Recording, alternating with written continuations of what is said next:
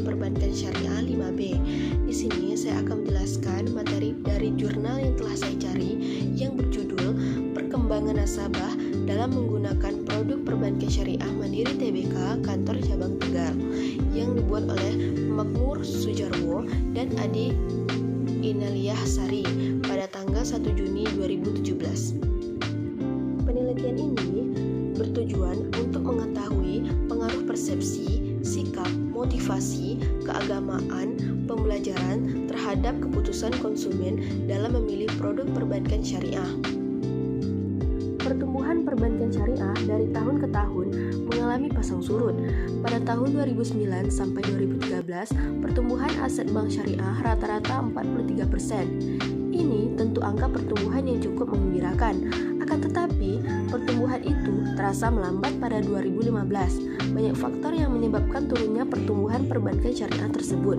Penurunan pertumbuhan tersebut tidak hanya terjadi dari sisi aset, namun juga pembiayaan dan dana pihak ketiga atau DPK.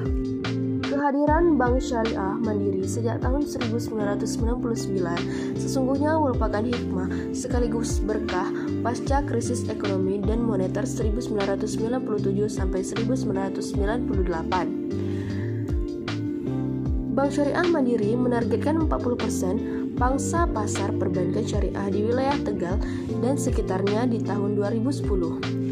Untuk mencapai target tersebut, berbagai terobosan mulai dilakukan, diantaranya dengan perubahan status dari kantor cabang pembantu menjadi cabang penuh di tahun 2010. Menurutnya, target pengumpulan dana pihak ketiga atau DPK tahun 2010 sebesar 143 miliar dan pembiayaan sekitar 130 miliar.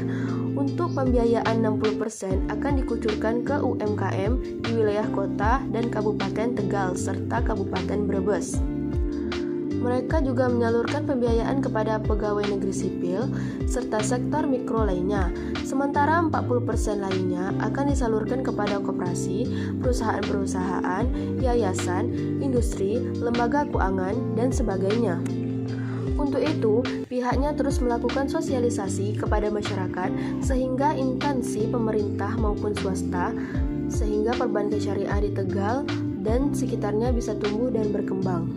Berdasarkan penelitian terdahulu bahwa terdapat pengaruh persepsi, motivasi, sikap, keagamaan, dan pembelajaran nasabah terhadap keputusan nasabah dalam memilih produk atau jasa di bank.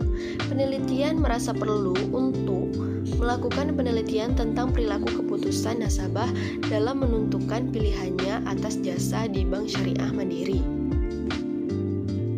Menurut Kotler dan Armstrong, sikap adalah evaluasi perasaan dan kecenderungan dari individu terhadap suatu objek yang relatif konsisten. Dan menurut Wickley dan Young, motivasi adalah pemberian atau penimbulan motif, dapat pula diartikan hal atau keadaan menjadi motif. Menurut Sheikh 2001, Bank Islam adalah sebuah bentuk dari bank modern yang didasarkan pada hukum Islam yang sah. Dikembangkan pada abad pertama, Islam menggunakan konsep berbagai risiko sebagai metode utama dan meniadakan keuangan berdasarkan kepastian serta keuntungan yang ditentukan sebelumnya. Pembelajaran adalah proses di mana individu memperoleh pengetahuan dan pengalaman konsumsi di masa lalu yang mempengaruhi atau menentukan bentuk perilaku yang akan datang. Menurut Gurney dan Brinks, pembelajaran adalah suatu sistem yang bertujuan untuk membantu proses belajar yang berisi serangkaian peristiwa yang dirancang, disusun sedemikian rupa untuk mempengaruhi dan mendukung terjadinya proses belajar yang bersifat internal.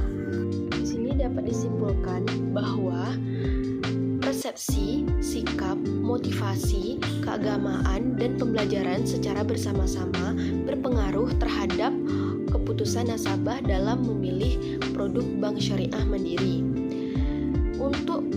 Untuk pengujian secara parsial hanya 2 variabel, yaitu motivasi dan pembelajaran yang berpengaruh signifikan terhadap keputusan nasabah dalam memilih produk BSM.